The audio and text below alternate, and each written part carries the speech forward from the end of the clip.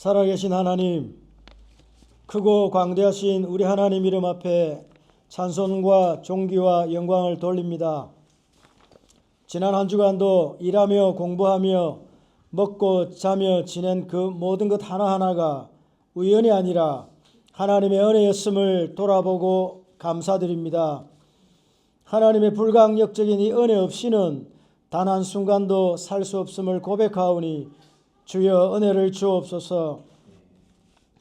훈풍이 불고 새싹이 돋으며 만물이 깨어나는 봄을 주시니 참 감사합니다.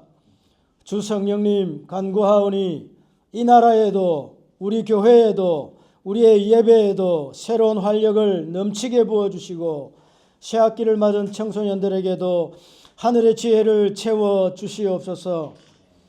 목사님을 통하여 하나님의 말씀을 들을 때 우리들의 마음이 뜨겁게 하시고 부활의 소망을 새롭게 하며 부활의 능력으로 삶을 승리하고 부활의 정인으로 살아가는 우리 모두가 다 되게 하여 주시옵소서.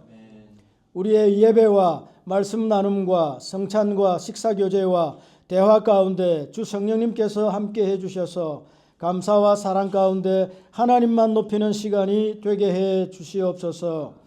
우리의 죄를 위하여 죽으시고 우리의 의를 위하여 부활하사 우리의 생명과 산 소망이 되신 우리 주 예수님의 이름으로 기도하옵나이다. 아멘. 형제 자매 여러분, 내가 말하려는 것은 이것입니다. 살과 피는 하나님 나라를 유산으로 받을 수 없고 썩을 것은 썩지 않을 것을 유산으로 받지 못합니다. 보십시오. 내가 여러분에게 비밀을 하나 말씀드리겠습니다. 우리가 다 잠들 것이 아니라 다 변화할 터인데 마지막 나팔이 울릴 때에 눈 깜빡할 사이에 호련히 그렇게 될 것입니다. 나팔 소리가 나면 죽은 사람은 썩어 없어지지 않을 몸으로 살아나고 우리는 변화될 것입니다. 썩을 몸이 썩지 않을 것을 입어야 하고 죽을 몸이 죽지 않을 것을 입어야 합니다. 썩을 이 몸이 썩지 않을 것을 입고 죽을 이 몸이 죽지 않을 것을 입을 그때에 이렇게 기록한 성경 말씀이 이루어질 것입니다. 죽음을 삼키고 승리를 얻었다. 죽음아 너의 승리가 어디 있느냐? 죽음아 너의 독침이 어디에 있느냐? 죽음의 독침은 죄요, 죄의 권세는 율법입니다. 그러나 우리 주 예수 그리스도를 통하여 우리에게 승리를 주시는 하나님께 우리는 감사를 드립니다. 함께 읽겠습니다. 그러므로 나의 사랑하는 형제 자매 여러분, 굳게 서서 흔들리지 말고 주님의 일을 더욱 많이 하십시오. 여러분이 아는 대로 여러분의 수고가 주님 안에서 헛되지 않습니다. 아멘. 죽음이 승리하지 못합니다. 죽음이 승리하지 못합니다. 라는 제목으로 제가 준비한 묵상을 여러분께 나누도록 하겠습니다. 여러분, 사람들과 교회를 이루는데 회의감이 든 적이 있습니까? 교회도 사람들이 많이 모여 있잖아요. 이 사람들이랑 같이 교회 못하겠다. 쉽게 말해서 교회 안 가고 싶은 마음이 드는 거죠. 그럼 그런 경험 한두 번씩 갖고 계실 수 있겠습니다. 그런 경험과 함께 한참 동안 교회 공동체에 참석하는 그 기간에 공백이 생기는 분들도 간혹 있으시죠. 한 번도 나는 그런 적 없어. 그런 분이 있으실지도 모르겠지만 저는 교회 안 가고 싶어 하는 생각을 여러분 좀 실망스러울지 모르겠지만 많이 해봤습니다. 오늘 참 교회 가기 싫다. 내일 참 교회 가기 싫다. 그런 생각을 한 적이 있습니다. 우리 교회 할 때는 그런 적이 없고요. 다른 사람 교회 다닐 때, 다른 교회 다닐 때 그런 생각을 많이 했습니다. 다른 교회에 여러분 놀랍게도 목사를 할 때, 다른 교회 목사를 할 때 내일 교회 가기 싫은데 내일 교회 안 갈 수 없을까? 그런 생각을 했던 시절들이 있었습니다. 목사도 그런 생각하거든요. 여러분들은 어떠십니까? 본래 교회 다니는 것에 취미가 없는 사람, 본래 교회는 난 싫어 했던 사람을 제외하고요. 교회 생활에 기쁨과 즐거움이 있었던 분들이 어떤 순간에 회의감과 어떤 실망감 때문에 교회를 다니기 싫어지게 된 경우, 많은 이유가 있겠지만 제가 제시하는 두 가지 이유 중에 어떤 이유 때문일지 한번 택해 보시기 바랍니다. 첫 번째는 성경의 가르침을 아무리 생각해도 도무지 믿어지지 않아서 1번. 아무리 내가 곱씹어서 생각해 봤는데 이 내용 나 안 믿어져 하는 이유 때문에. 두 번째는 교회를 함께 이룬 사람들이 마음에 안 들어서, 사람들이 견딜 수 없어서. 한번 선택해 보세요. 아마도 제가 예측하건대 2번이 대부분이 아닐까 싶습니다. 함께 교회를 이루고 있는 사람들을 내가 내일 좀 저 사람 안 볼 수 없을까? 참 싫다, 힘들다 해서 안 가게 되는 경우가 뭐 제 경우로 치자면 더 많지 않을까 싶습니다. 오늘 우리가 읽을 내용에 죽은 사람이 다시 살아나는 이 부활이 내 마음에 안 믿어진다고. 나 부활 아무리 생각해도 안 믿어지는데 어떻게 죽은 사람이 다시 살아날 수 있어? 그러한 사실 자체가 믿어지지 않는다고 해서 교회 모임에 떠나고 싶은 마음을 결정하지는 않을 것 같습니다. 함께하고 있는 사람들에게서 진실함을 서로 확인하고 그들과 그동안 주고받았던 사랑에 진실함이 있었다라고 믿는 사람이라면 그 모임에 우선 머물게 되겠죠. 내가 아직 믿음이 많이 부족하니까 내가 잘 아직 안 믿어지는 것이겠지 생각하고 그냥 부족한 그대로 그 모임을 떠날 결심을 잘 하지 않죠. 그래서 성경의 내용이 믿어지지 않아서 교회에서 멀어지기보다 교회를 이룬 사람들에게 실망해서 믿음이 약해지는 것이 순서가 되지 않는가 싶어요. 교회를 좀 거리를 두고 떠나서 좀 생각을 해보니까 맞아. 나 그거 도무지 안 믿어졌던 게 사실이었어. 믿을 만한 게 못 돼. 이렇게 된다는 거죠. 안 믿어져서 공동체를 버리는 것이 아니라 사람들이 싫어서 떠나고 나니 그건 믿을 만한 게 아니었어 라는 순서가 되는 경우가 더 많다는 생각을 해봅니다. 자, 이 얘기를 왜 하냐면요. 지금 이 편지를 읽을 때 바울은 여러분들이 믿어야 할 주제에 대해서 순서대로 제가 교리책을 써서 설명해 드릴게요. 잘 보세요. 자, 이번 주에는 부활 가르쳐 줄 테니까 부활에 대해서 들으십시오. 하면서 그런 의도에서 기록되지 않았다고 생각합니다. 자, 이 글은요, 교리책으로 쓰여졌다기보다 먼저 편지로서 고린도 교회에 일어난 상황을 전달하면서 편지로서 써졌다는 내용을 잊으면 안 됩니다. 자, 그러면 고린도 교회에 있었던 상황이 중요하겠죠? 1장부터 마지막까지 고린도 교회의 가장 심각한 문제는 뭐였습니까? 자, 우리 이제 마치는 대목이니까 이 정도는 얘기할 수 있어야겠죠. 한두 개는 얘기할 수 있어야 될 텐데. 분열, 1장부터 나왔던 게 분열. 단어는 달라도 공통되는 내용들이에요. 지난주 계속 살펴봤던 게 뭡니까? 사랑 없음. 이런 주제들 우리가 기억이 나시죠? 자, 고린도 교회에서 가장 핵심되는 문제거리가 교회가 서로 분열했단 말입니다. 또 쉬운 말로 하면 교회 가면 맨날 보는 장면들이 싸웠다 이거죠. 막 소리 내고 멱살 잡고 싸워지는 일은 안 일어나거나 가끔 일어날지 몰라도 주로 편갈라서 먹고 흩어져서 있고, 어떤 사람들은 자기 잘난 맛에 막 잘난 척하고, 잘난 척할 게 없는 사람들은 뒤에서 험담하고, 그런 교회의 분위기를 가서 볼 때마다 이 교회 다니고 싶다, 안 다니고 싶다? 안 다니고 싶어. 여기는 내가 다니는 회사 예수 안 믿는 회사 사람들만도 못해. 나 교회 안 갈래. 그냥 집에서 혼자 성경 읽을래.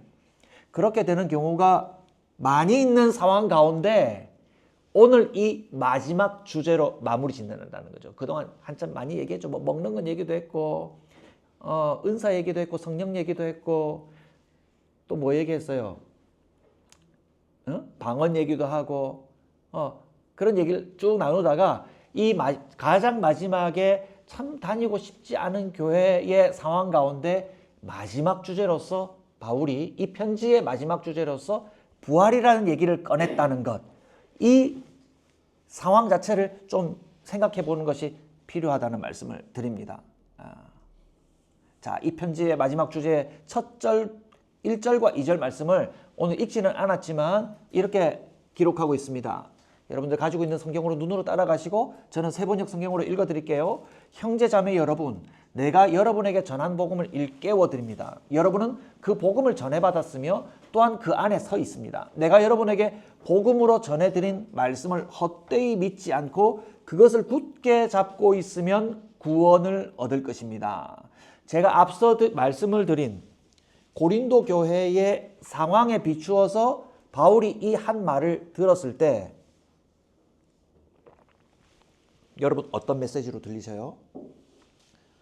여러분 교회 실망 많이 했어요? 심지어 교회 가기 싫어요?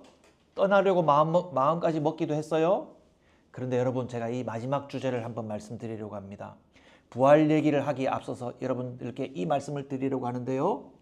교회를 떠나고 싶은 교회를 경험하고 있고 경험하였던 여러분, 복음을 헛되이 믿지 않고 굳게 잡을 수만 있다면 여러분들 구원받을 수 있습니다. 잘못된 일을 보고 낙심할 만한 일을 보고 물러서 버리는 것이 아니라 그동안 추구해왔던 믿음 생활을 저버리는 것이 아니라 하나님께서 무엇을 더 인정하시고 어떤 상황에 있는 어떤 사람들을 구원하시는가를 제대로 볼 수 있는 기회를 가지시길 바랍니다.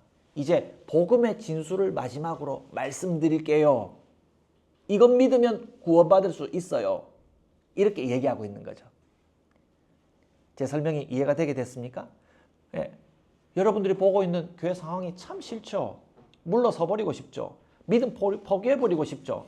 그냥 내 회사 다니고 학교 다니고 집에 와서 지내다가 내 취미 활동하고 그냥 그것만 반복하고 살고 싶지 다시는 교회 떠나가고 싶지 않은 마음이 듭니까? 포기하고 싶어요? 포기하지 마세요. 포기하지 마시고 그동안 여러분들 가족들과 함께 교회 생활하면서 믿어왔던 그 믿음 포기하지 말고 이 전하는 메시지를 한번 들어보세요. 그러면 여러분들 구원받을 수 있을 것입니다. 하나님을 제대로 볼 수 있을 것입니다. 라고 마지막 권면하는 마음으로 이 부활 주제를 꺼냈다는 것입니다. 여러분들께 여쭤볼게요. 여러분은 죽어도 다시 살아나는 부활을 할 수 있다고 믿으세요? 할 수 있어요? 예. 여러분 죽으면 어떻게 돼요? 여러분 장례식 가본 적 있습니까? 처음부터 마지막 장례식까지 지켜보신 분이 있으세요? 예. 저는 우리 가족 장례를 직접 해본 적은 아주 오랜 전에 어린 아이였을 때니까 경험이 없다고 볼 수 있습니다. 예. 가장 가깝게 본 게 저희 고모 돌아가셨을 때인데, 예. 사람이 죽으면 어떻게 돼요? 이제 몸을 더 이상 기력이 사라지고 가만히 누워 있게 되죠.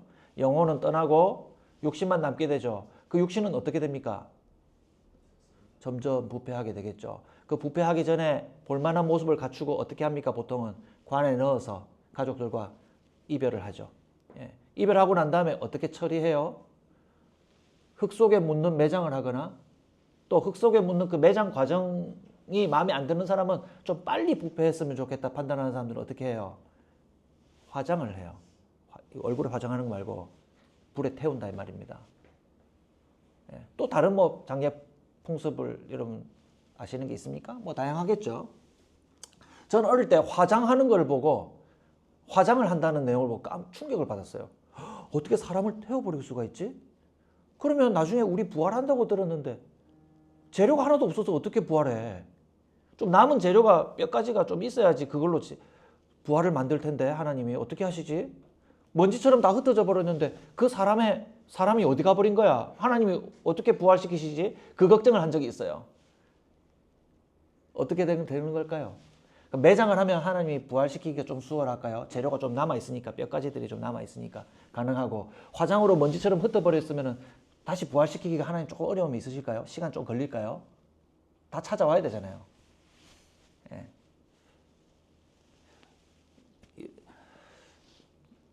이런 의문 가지고 여러분 진지하게 풀어보신 적이 있으십니까? 생각해 보신 적이 있으십니까? 예. 우리 친구들은 어떻게 생각하세요? 36절부터 보시면 사실은 제가 이 구절들을 다 살펴볼 시간이 없는데 여러분 이런 식의 지식이 잘못된 것이라는 것을 알려줍니다. 자, 대충 훑어보면 이것은요 흙에 뿌리는 씨앗 같은 것으로, 예, 여러분 씨앗이 땅에 맺히면 씨앗의 형체가 남아 있습니까? 사라져 버립니까? 씨앗이 땅에 묻히면 예전에 이 씨앗이 어떤 모습이었지? 기억할 수 없을 정도로 그냥 다 사라져 버린다라고 보면 됩니다. 그래서 씨앗 비유를 든 겁니다. 그리고 그 씨앗의 모습에서 전혀 예상할 수 없었던 줄기가 올라오고요. 뭐 그게 나중에 뭐 나무가 되든 뭐 어떤 꽃이 되든 변화하게 될 텐데, 나중에 이루어진 꽃이든 나무의 모습을 보고 그 이전의 씨앗의 모습을 예상할 수 있습니까? 떠올릴 수가 없어요.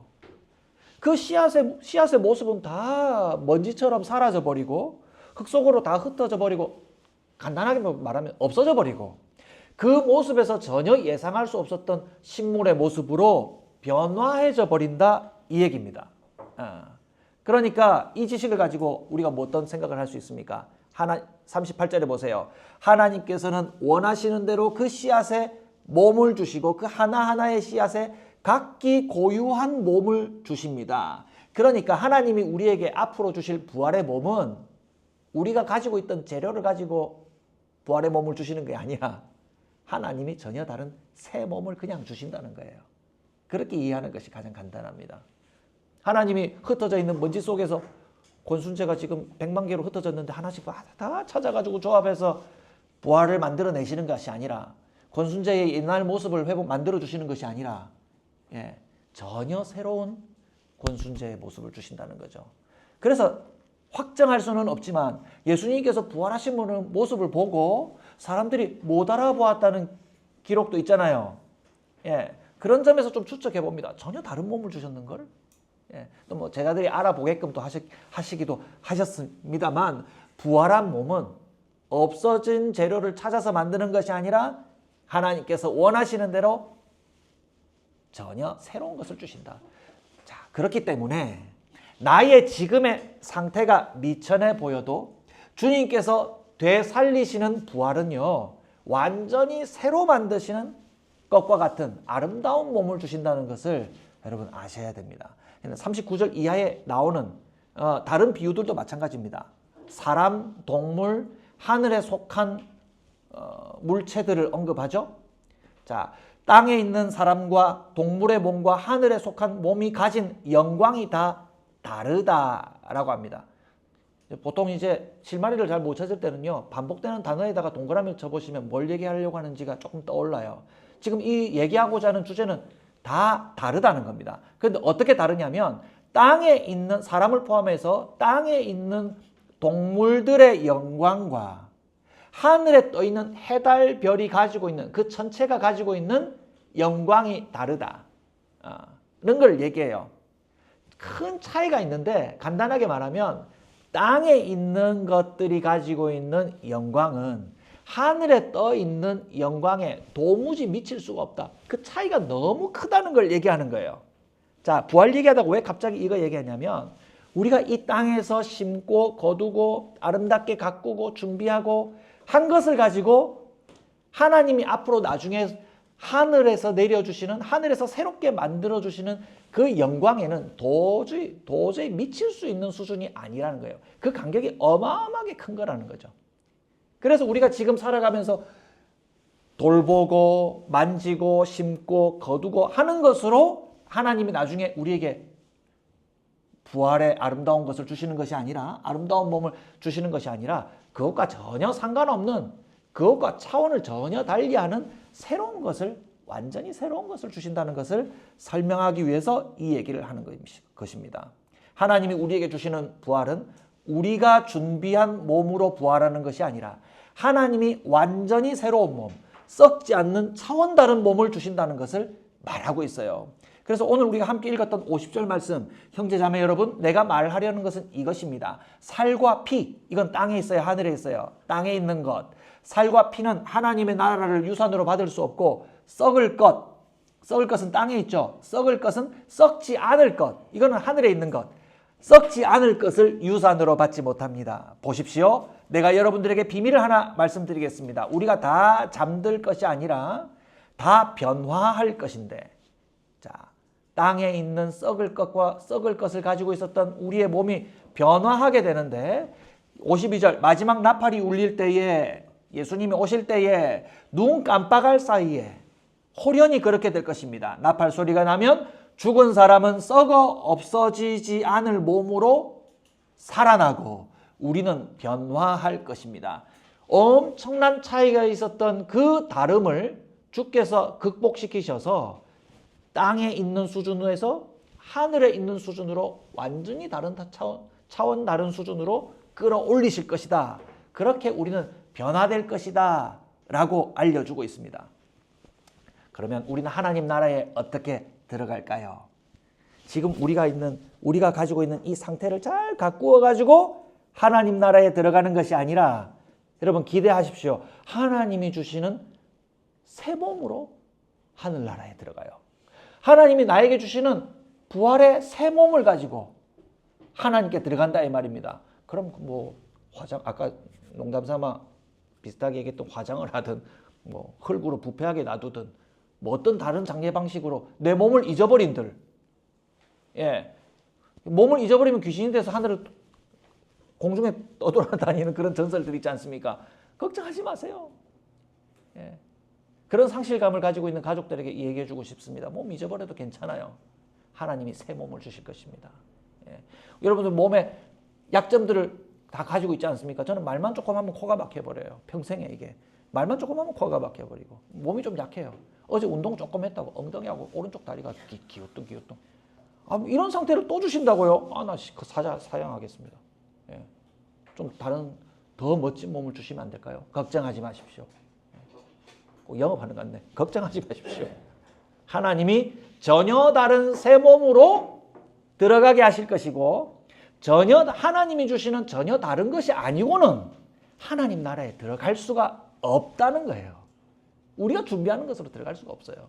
하나님이 주시는 새 몸을 받아서 하늘에 들어가게 될 것이라는 것을 믿으시길 바랍니다. 자, 이 얘기를 왜 했어요? 처음에 물어봤잖아요. 실망스러운 상황들. 교회 안 가고 싶어. 저런 모양으로 너무 싫고 근데 저 사람들을 대하면서 나도 너무 악해졌어. 내 모습도 너무 싫어지더라고. 어울리기 싫어.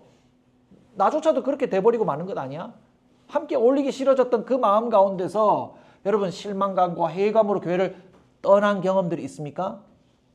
이 가운데서 무엇이 나를 구원하고 어떤 상태가 부활의 몸을 얻어서 하나님 나라에 들어가게 할 것인가를 제대로 보는 기회가 되어야 한다는 겁니다. 여러분 우리에게 실망감을 가져다 주는 사람들, 조직, 교회 거기에 우리의 구원이 달려있지 않아요. 누가 구원합니까? 나에게 실망 주는 조직이 나를 구원하는 것이 아니라 하나님이 구원하세요. 천국에 어떻게 들어가실래요? 천국 들어갈 때 어느 교회 다녔노? 소리교회 다녔습니다. 입장. 이렇게 안 해요. 어느 교회 다녔습니까? 그거 확인하고 봉사 얼만큼 했습니까? 열매가 많네? 들어가자. 이렇게 하지 않으세요. 들어갈 때 하나님이 나를 위해 완벽히 준비해 놓으신 것을 받아서 들어가요. 여러분 그 사실을 믿을 때 우리가 우리의 믿음과 우리의 신앙 생활의 교제와 이런 것들을 포기하면서 실망감 가운데 하나님 믿는 것, 예수 믿는 것을 포기할 것이 아니라 걱정하지 마세요. 포기하지 마세요. 하나님이 다 주실 거예요. 주님 붙들고 이 믿음 생활하는 것을 결코 포기하지 말아라는 권면을 하고 있는 겁니다. 바울이 권면하는 어조가 느껴집니까? 교회에 볼만한 게 아무것도 없어. 오면 막 싸움이에요. 서로 더 가지겠다, 서로 더 잘났다 싸우는 그런 모양만 보여주는 상태에서 마지막으로 하는 얘기가 이 부활 얘기인 거예요. 물러서지 마십시오. 이것만 붙들면 여러분 구원받을 수 있어요. 하나님을 믿으세요. 하나님이 여러분들에게 부활을 주실 것을 믿으십시오. 라고 하면서 한 사람 한 사람을 마지막 당부하는 마음을 가지고 붙드는 말씀을 하고 있는 거예요. 한 가지 더 말씀드리려고 합니다. 하나님께서 주시는 새 몸으로 부활하여 하나님의 나라에 들어갈 사람들은요. 나 포기했어. 마음대로 살래. 라고 하며 삶을 아무렇게 살아버리지 않습니다. 더 직접적으로 말하면 실패에 이르는 죄를 지으며 살아가지 않게 됩니다. 자, 53절에서 57절까지 읽어보면요. 썩을 몸이 썩지 않을 것을 입어야 하고, 자, 이 말을 들으면 이제 이해되겠죠. 썩을 몸이 썩지 않을 것을 입어야 구원받잖아요. 천국 가잖아요. 죽을 몸이 죽지 않을 것을 입어야 되잖아요. 54절, 썩을 이 몸이 썩지 않을 것을 입고 죽을 이 몸이 죽지 않을 것을 입을 그때에 이렇게 기록한 성경 말씀이 이루어질 것입니다. 죽음을 삼키고서 승리를 얻었다. 죽음아 너의 승리가 어디 있느냐? 죽음아 너의 독침이 어디 있느냐? 56절, 죽음의 독침은 죄요 죄의 권세는 율법입니다. 57절, 그러나 우리 주 예수 그리스도를 통하여 우리에게 승리를 주시는 하나님께 우리는 감사를 드립니다. 여러분, 예수님을 믿는 사람들이 범하는 가장 큰 오해와 실수는 뭘까요? 앞서 제가 첫 번째 말씀드린 거, 하나님이 다 준비해 주실 거니까 그럼 마음대로 살아도 되겠네. 그냥 엉망진창으로 살다가 그냥 천국 문 앞에 들어가서 하나님 준비해 주시는 새 몸을 입고 그냥 들어가 보면 되겠네 라고 생각하는 생각의 오해는 뭐냐면, 주님이 죄를 다 멸하셨기 때문에 오늘 나에게 주어지는 삶에서 죄 괜찮아, 죄 조금 짓는 거 괜찮아, 그래도 천국 가는 데는 문제가 없다고 여기는 사람들이 생각보다 많아요. 생각보다 많아요. 우리 목사님들 중에도 많아요. 얘기 나눠보면 괜찮아, 이 정도 죄 지어도 돼, 괜찮아, 우리 하나님은 날 안 버리셔. 그런 믿음이 도대체 어디서 왔는지 모르겠습니다. 예. 여러분, 53절에서 56절의 본문이 반복적으로 말하는 단어는 죽음입니다. 죽음. 이 죽음은 우리 지금 목숨이라고 하죠. 죽음을 떠올리면 우리 목숨 끊어지는 것만 죽음이라고 사람들이 많이 생각해요. 그거는 저는 10분의 1도 표현하지 못했다고 생각합니다. 이 죽음은 우리 목숨만 끊어지는 것이 죽음이 아니라 이 죽음은 죄를 저지르게 하는 행위를 포함하는 거예요. 그래서 56절에 보면 죽음의 독침은 뭐라고 표현합니까? 죄라고 하죠. 그러므로 결국 죄 짓는 행위로서는 결코 구원에 이를 수 없다는 것을 선언하고 있어요. 죽음은 결코 승리하지 못합니다. 죽음은 결코 승리하지 못합니다. 이 죽음의 독침은 죄니까 죄 짓는 삶으로서는 결코 승리하지 못합니다. 여기서 지금 말하고 있는 승리가 뭐예요? 부활의 몸을 입고 저 하늘의 영광을 얻는 거잖아요. 그런 일을 이룰 수가 없다는 거예요. 그런 일을 이룰 것을 꿈꾸고 살아가는 사람들이 오늘 죄를 심습니까? 그걸로는 승리하지 못한다니까요. 하나님이 주신 몸으로 승리에 이르게 될 것을 알고 있는 성도들은요, 오늘 죄를 심는 사람들이 아니라 뭘 심을까요? 하나님께서 오늘 우리에게 주신 사랑의 수고를 심으면서 주의 일을 감당하는 성도가 되어갑니다. 부활의 몸을 입을 것을 아는 사람들은 그렇게 살아요. 곰곰이 잘 생각해 보세요. 여러분, 우리 얼마나 헷갈리게 하는 사람들이 많아요. 예수 믿는다고 하는데 죄를 그냥 떳떳하고 당당하게 짓고 살아가요. 나 예수 믿는다고. 죄 짓고 와가지고 주님 잘못했어요, 봐주세요, 앞으로 또 잘못할 거니까 더 잘 봐주세요. 하나님께 뇌물 바치고. 그것은 전혀 모순이라는 사실을 기억하시기 바랍니다. 마지막 절을 보시면서 오늘 말씀을 정리할게요. 함께 한번 읽을까요? 58절 세 번역으로, 그러므로 나의 사랑하는 형제 자매 여러분, 굳게 서서 흔들리지 말고 주님의 일을 더욱 많이 하십시오. 여러분이 아는 대로 여러분의 수고가 주님 안에서 헛되지 않습니다. 여러분, 물러가는 사람들은요, 회의감과 실망감 때문에 포기하고 물러나죠. 다 그동안 나의 신앙생활이 헛되었다, 다 쓸모없는 것이었다, 이렇게 평가하고 물러나잖아요. 그런데 오늘 말씀 뭐라고 얘기해요? 굳게 서서 흔들리지 마세요. 그동안 잘못된 게 아니었어요. 그동안 해왔던 나쁜 것 계속 해라는 말이 아니라 성도의 삶, 주님의 일을 더 많이 하십시오. 더욱 힘있게 살아갈 근거가 있으니 여러분 용기를 내십시오. 그 근거가 뭡니까? 주님께서 우리에게 새 몸을 주셔서 우리가 하나님 나라를 누리는데 결코 실수가 없게 하실 것입니다.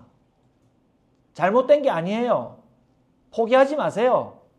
예수님 믿고 부활의 새 몸을 입을 것을 기대하세요 라고 얘기하는 겁니다.